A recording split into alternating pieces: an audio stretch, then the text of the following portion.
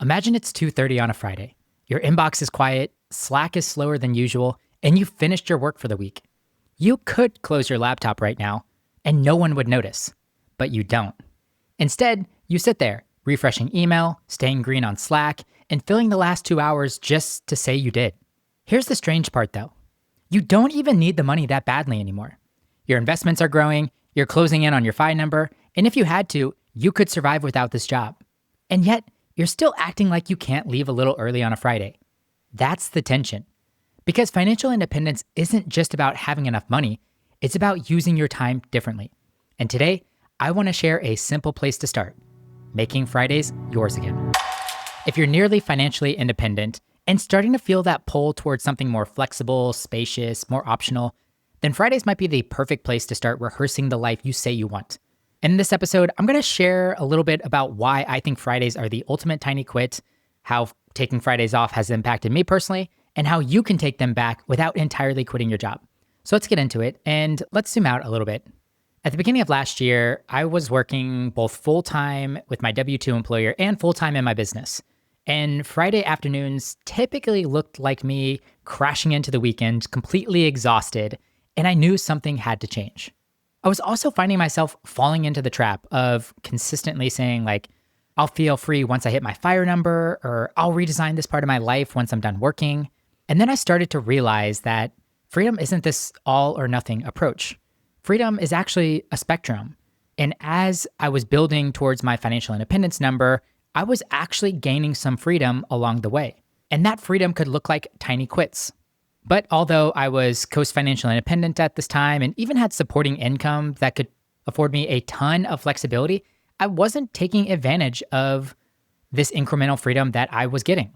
I also had this light bulb moment when I was talking with my 5 friends and some guests on this podcast that if I couldn't manage freedom in small doses, I wouldn't magically know what to do whenever larger ones appeared. So I wanted to begin practicing, and the obvious place for me to start was Fridays. For many of us 9-to-5ers, Friday's already this weird day.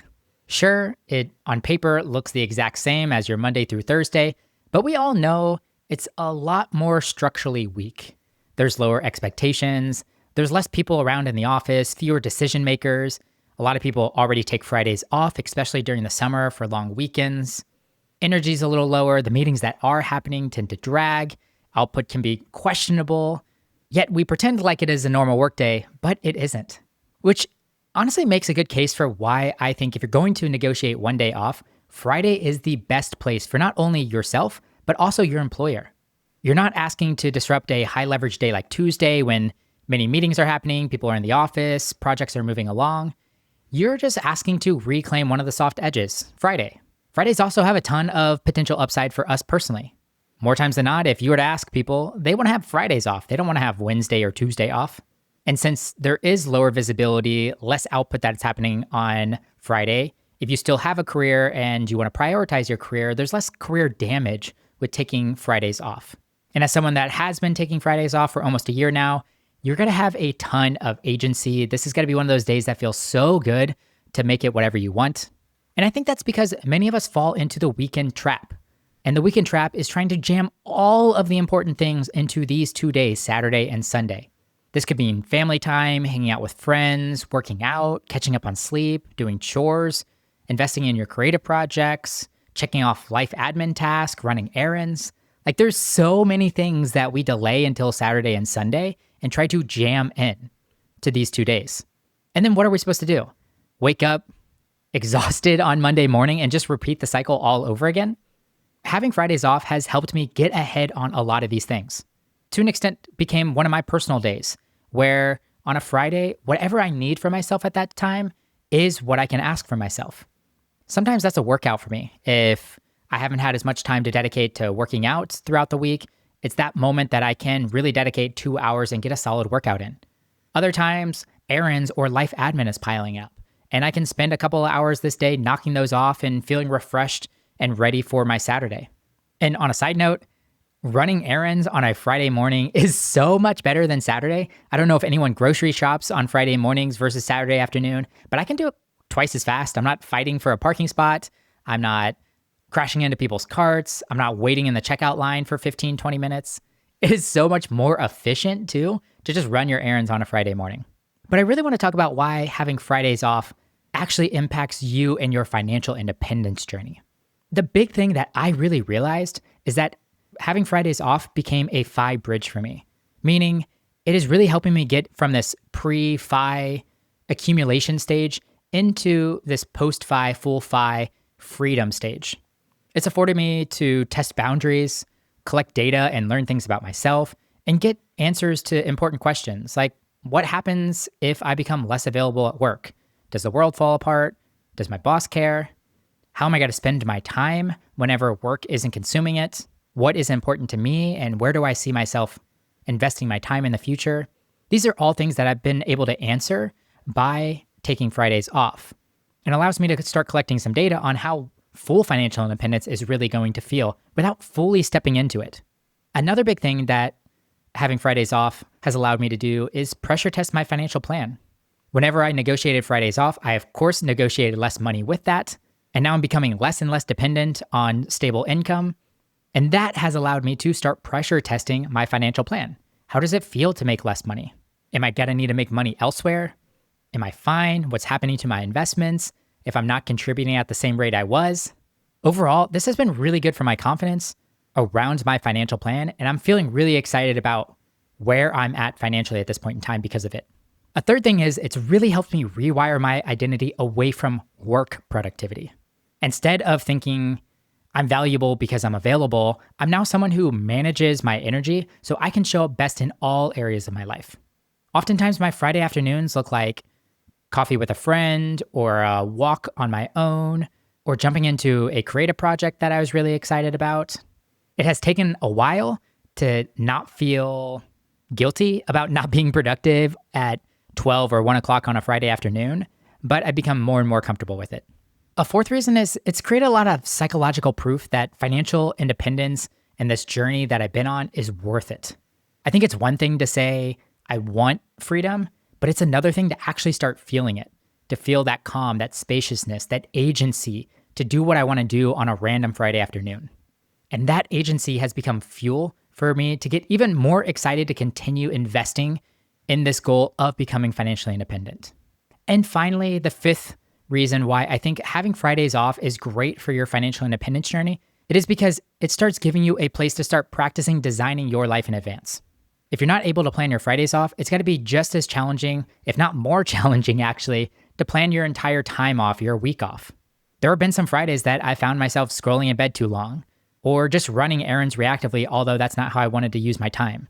I've wasted a couple of Fridays, and in return, I've become much more intentional about how to use some of that time off. As I mentioned, working out, coffee with a friend, a long walk on my own, a learning block or creative project. Throughout the week, as I'm leading up to Friday, I start trying to check in with myself and figure out what do I need my Friday to look like, and then I start planning some intentionality with all of that time that I'm going to have. And honestly, it has been so refreshing for Fridays to stop being something that I'm dreading and just looking to survive and start becoming something that is worth designing. And of course, all of these things have drastically helped me reduce my burnout and honestly get me a little bit more excited about work. I just wanted to work a little bit less. All right, let's get into the tacticals now and specifically talk about how to ask for Fridays off. Let's assume that you are a 9-to-5er or W-2 worker, you have a boss, an employer, and you need to make this request or make this ask. And I'm going to assume that these are not typical with inside the workplace that you have. This was all my case. I worked for a Fortune 100 company. I don't know many people that have Fridays off, let alone are working part-time in general. But I knew I needed something different to be able to sustain my current work schedule, my current working capacity, and start to gain some incremental freedom. So the very first point that I want to make, and I'm happy to talk more about the strategy side to asking for Fridays off. If you want that, feel free to email me, Justin@FIminded, that's FIminded.com, and I'll make a whole episode about this. I'll touch on just a couple of like the big things I think you should consider if you are planning to ask for Fridays off. And number one, and I think the biggest hurdle isn't necessarily going to be your boss and your employer. I think it's got to be yourself. Many people that I talk to, and myself included, I spent way too long talking myself out of making the ask. I was the one that was telling myself no. It wasn't my manager. It wasn't my HR team, it was me. I was just a little too afraid to do something contrarian and actually request time off and make a schedule that made sense for me and my current life right now. The first big step I think you really need to consider is just being a high performer. High performance earns you flexibility. Whenever you are a consistent top performer, companies notice that and they are smart. They do not want to lose you. So whenever you make ask for flexibility, for more pay, for different kinds of work, for promotions, they're going to try to be accommodating because they know that you have other options out there on the marketplace and they don't want to lose you. So making sure that you are a top performer, that you are valuable for your company is going to be one of the biggest points of leverage whenever you're making this request. Number 2 is to make it easier for your manager. And by that, you need to start thinking like your manager. You need to ask yourself, if you were in their shoes, what issues do they need to think about? And then you come up with solutions for those issues. For example, I worked in operations and I was someone that fielded a lot of random questions from colleagues. When colleagues didn't know where to go, they typically reached out to me and then I'd point them in the right direction. That's just a part of being operations. So I know whenever I made this request to ask off on Fridays moving forward, that my manager was going to be concerned about, well, how do we get those quick answers to our colleagues? I suggested that we cross-train a backup, someone else on my team that was growing into a similar role. And I even offered to cross-train that person, spend some time with them pretty extensively over the next month so that they were comfortable answering questions when I was out of the office. I also wrote a pretty extensive FAQ for my out of office, so a lot of people could self-serve some of the answers that they were looking for. And finally, I suggested that we start with half days. At first, I just asked for Fridays after 12 off. Then that allows us to kind of pressure test some of the early setup of this new Fridays off system and see what could go wrong, but just in a smaller or shorter capacity. And finally, number 3, make the ask. We already talked about this. You need to stick up for yourself. You need to go make the ask. If you need something in terms of flexibility in your schedule, it's your job to go to your manager and strategize and brainstorm with them. You don't need to make them an adversary. This shouldn't be a fight or an argument. A lot of times, the initial ask is just the start of the conversation. Me personally, I just teed this up in an IM message first. I had a one-on-one meeting later that day, and I just messaged my manager, hey, would love to talk about something that's important to me right now, if we could make some time for it in our one-on-one. And she was really receptive. I also had some sunk cost into it. I knew I reached out to her already, and I knew then I'd have to be brave enough and make the ask whenever that meeting came.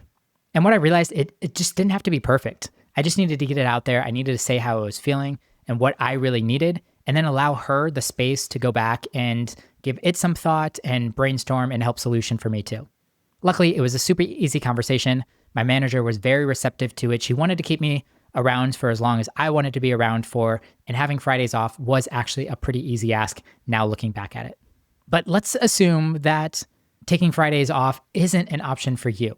What can you do with your Fridays to actually get some energy back without necessarily being off? Let's assume that your manager, your boss does push back and they don't allow you to have Fridays off. Or maybe they don't want you to have all of Friday off yet. Maybe you're in an industry or a role that is kind of teetering right now. A lot of my friends are in tech and there's a lot of layoffs and they're a little afraid to ask for more flexibility. And I totally understand that. So there's a ton of other options that might allow you to protect some of your energy, your time, so that you can still feel like you have some agency over your Friday. A few of those options could be no meetings on Friday. You could just block the day for deep work so that you can actually get out on time and that you're feeling refreshed getting done with work too. Another thing that I did was negotiate really a 4.5-day week to start with. It was a lot easier to ask for being off after 12 o'clock on Fridays versus just having Fridays completely off. And then as my manager got more comfortable with it, it was very easy for us to drop Fridays entirely. Another option could be bi-weekly. Instead of having every Friday off, could you have every other Friday off or one Friday a month off? Or maybe a seasonal experiment, like 8 weeks over the summer, you have Fridays off. You can make this progressive. You can move from 2 hours early to half days to 4-day work weeks. You can even play with some of your time off or even unpaid time off, especially if you don't need the money to build in some of that time that you actually need on Fridays. I think there are a lot of potential options out there. You're going to know what's best for your situation. And I encourage you to be creative and think through what could potentially be a tiny quit that you can make and an ask that you can make that could get you closer to feeling more freedom and agency with your Fridays. With all that said, there were a couple of things that I was afraid about with starting to take some time off of work and moving into a more part-time role. First, what would happen if I fall behind? Second was, would I feel like I'm being judged? And third, how would this hurt my career and my finances? So number one, did I feel like I'd fall behind? I was really worried about this. I really didn't want to just go from 40-hour work weeks to 20-hour work weeks, but still have to do 40 hours worth of work. I did have to do a lot of work up front to cross-train the colleague on my team so that she can start taking some of my responsibilities. But I also looked at a lot of different areas and responsibilities that I had and asked myself, could this be automated or systematized in some way? Or is this task, this responsibility, even adding value? And if it wasn't, could it just be removed entirely? So after delegating work, I looked to systematize or build processes around some things. As I mentioned, I built a little bit more of an extensive out of office. That forced me to build some systems, some forms where people could submit to in order to get their questions answered. And that ended up really pushing a lot of things out of my inbox, even during my Mondays through Thursdays, and more directed into these appropriate forms that would then redirect people to the person that actually had the answers they were looking for. There's also tons of work and meetings that I was involved in that I just wasn't adding any value to. So I took all my standing meetings and audited them and asked myself, did I need to be there? Could I reduce the frequency of those meetings? Could I make these meetings that are not repeating, but maybe just as needed? I found many meetings could just be canceled entirely. We were just continuing to meet because that's what we'd been doing for a couple of years at that point in time. Something like an email update worked better or just as important or was just as helpful. And there were some meetings that my role within that meeting had diminished and I wasn't necessarily needed there. So I asked many of the meeting organizers if I could mark myself optional and if they could just reach out whenever they needed me at those meetings. The second fear I had was the fear of being judged. Would my teammates and colleagues and peers view me differently now that I was working part-time? And short answer, honestly, I don't think a lot of people noticed. I'm still working part-time for this employer, and I still don't think a lot of people know that I work part-time. I'm still able to get a lot of the questions answered or the work done in the same capacity. And the people that I have told that I'm working part-time are usually pretty encouraged. They think it's cool that I'm investing in something like my business or my personal health or other passions and interests and not spending 40 hours a week working full-time. And then lastly, would this hurt my career? I think this one's a challenging one. Of course, by asking part-time and eventually building a plan that I was going to be seeing myself out of this company, I was essentially ending my career path. But I think as people that are pursuing financial independence have to realize that there is a balance between pursuing your career and getting really excited about your career, but then also looking for freedom and more time off. And I had to come to peace with that. It really helped that I was running a business on the side that I was also really passionate about and excited about. And that really fills my cup in terms of my professional career. So although it is a little bit of a bummer that I think I have stalled my career and I'm not going to be seeing myself progress any further at this company, I think I'm okay with that at this point in time. All in all, I really hope that this episode and this concept of taking Fridays off really just encourages you to start thinking about tiny quits.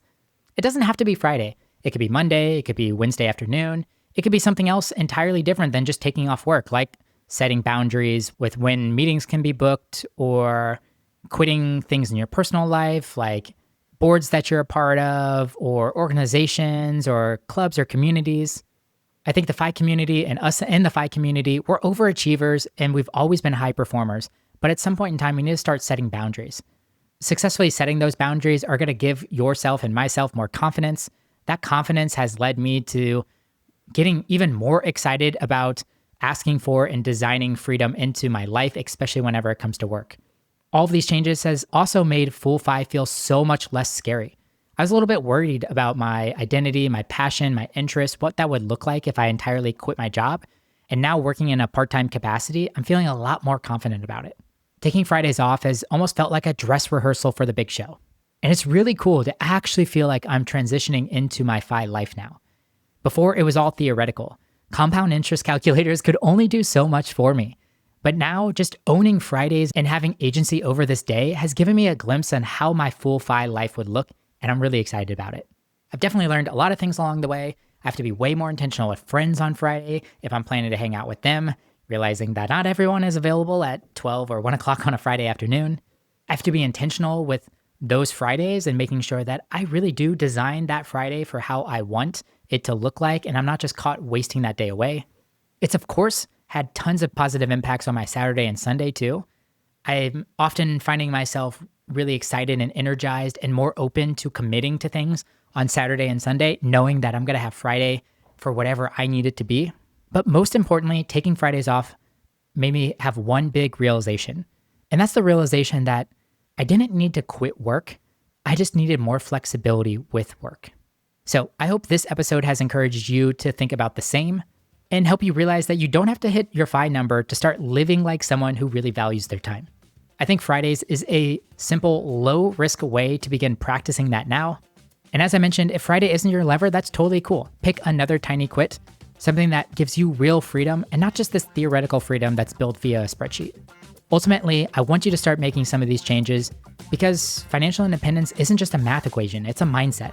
And this mindset is sharpened through small repeated actions like taking Friday off. If you're still thinking about what your tiny quits are, I have a really great episode that's coming out with Jess from the Pioneers, where we're going to break down a whole list of tiny quits that you can experiment. So if you want to make sure that you catch that episode, hit the subscribe button. Thanks for listening, and I'll see you in the next episode.